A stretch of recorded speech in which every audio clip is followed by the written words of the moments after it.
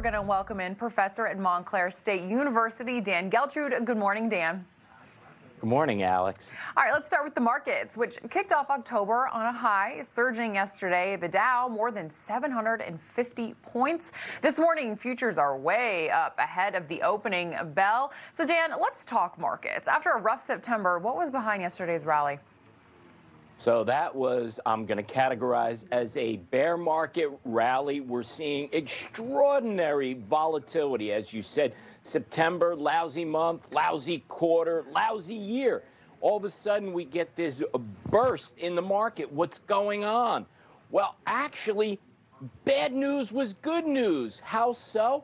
A lot of indicators out there showing a slowing economy. Not good, right? However, the market turned that around and said, well, maybe the Fed is going to back off interest rates because the economy is slowing down, and maybe we're going to get inflation under control. That's why we saw the market doing what it was doing. Well, let's talk about the housing market. It seems like there's more trouble as home prices dropped at the fastest rate in more than a decade. Just another sign of the rising mortgage rate. So, Dan, what are the latest numbers showing for homeowners? Well, what we're seeing is the housing market slowing down here. Why? Again, interest rates. As interest rates go up, you're going to see that ultimately impact the prices of real estate. For a while, that wasn't happening. Why? Because there was a lot of, there was not a lot of inventory, rather, out there. So that was keeping prices high. Double whammy for people out there as buyers. High prices, high rates. We're seeing the proper adjustment now as interest rates go up. We're going to see values come down. Well, while we're talking tough numbers, a new report released shows the staggering amount of money U.S. households spend on bills each and every year. Dan, how much of Americans' bills gone up from last year?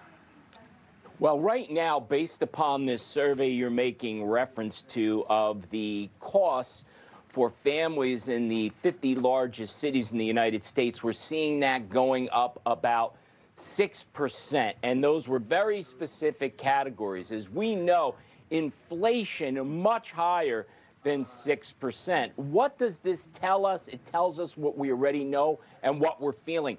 Costs are going up. People are feeling that pain out there. And keep in mind, people will make reference to, well, wages are going up. Don't forget, the more you make, the more you pay in tax. Costs going up, another double whammy. How about this? In an effort to expand its reach, Peloton has now teamed up with Hilton Hotels. So, Dan, tell us more about this partnership and what exactly is Peloton hoping will come out of it?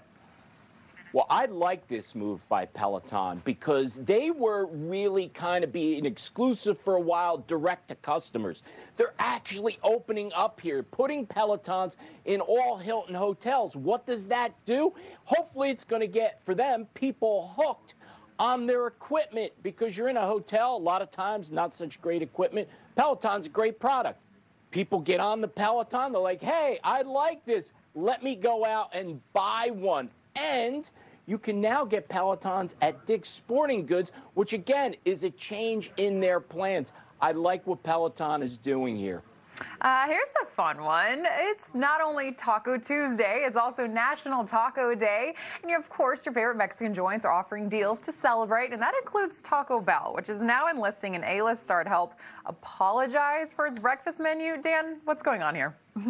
Yeah, what happened here is Taco Bell, quite frankly, got into over-innovating breakfast, a lot of fancy stuff. And what they realized, based upon the market, people like to keep their breakfast simple. They want something comfortable that they're aware of.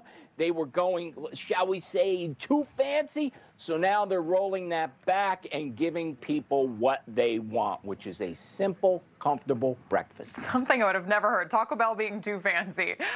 Dan, before we go, we got to talk about the Jeffrey Dahmer. You know, there's that new series on Netflix that people are watching. Well, a piece of Dahmer history is now going up for sale. Tell us about this. We got about 15 seconds. Well, it's his glasses going up for sale there. Listen, I think like any other investing here, Alex, you can't get emotional. Jeffrey Dahmer was a monster who wants anything that belonged to him. But if it's going to go up in value, put emotion aside, and maybe this is a good investment. I wouldn't do it, but there's others that would be interested. Yeah, I don't know. It seems a little morbid. Very interesting. Dan Geltrude, thank you so much for joining us this morning. It was great to see you. Thanks, Alex.